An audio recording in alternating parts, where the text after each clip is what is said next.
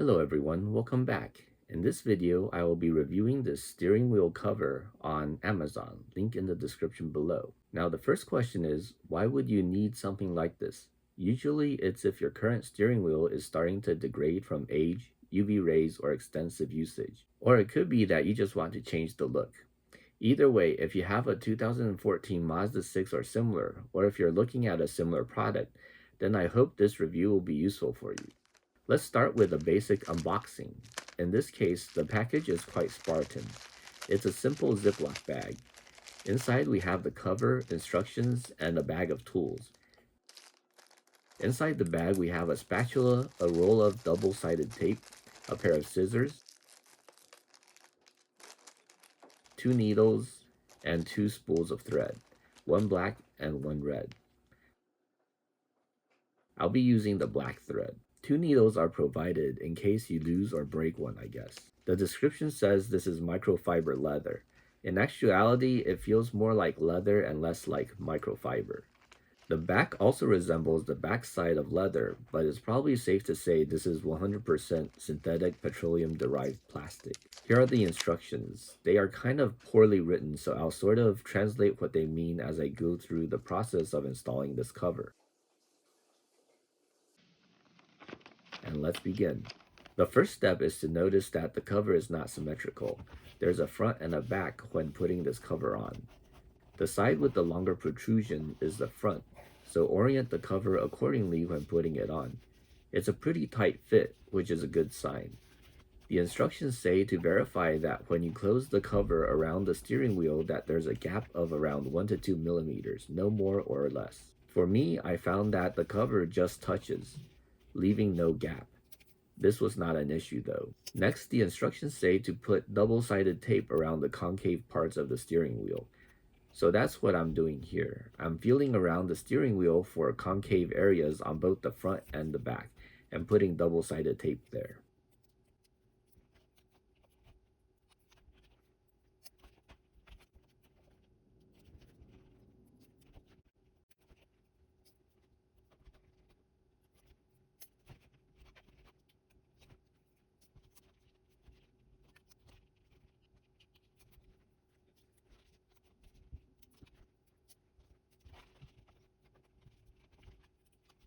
Next, the instructions say to tuck the excess leather under the plastic trim on the steering wheel. At least that's what it means to say, I think. To do this, fold the leather back onto itself. Then, using the spatula, press down on the leather. As there's some sponginess to the material the steering wheel is made of, this should create a small gap between the steering wheel and the trim. While maintaining pressure on the spatula, slide the leather under the trim, then go around tucking the rest of the leather in under the trim. In my opinion, the instructions fail to communicate this very well. The instructions point out correctly to not push down directly on the top of the leather and try sliding that in, as you might end up tearing the leather.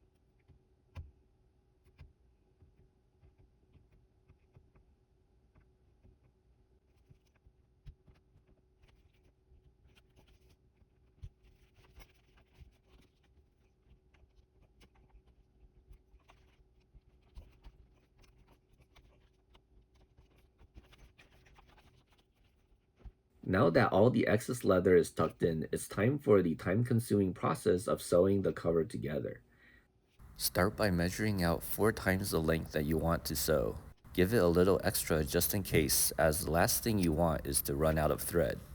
Give yourself plenty to work with.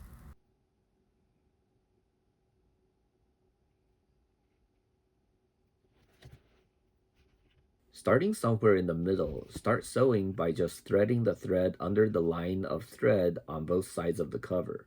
A few things to note. Do not skip any segment and pull everything tight after each segment.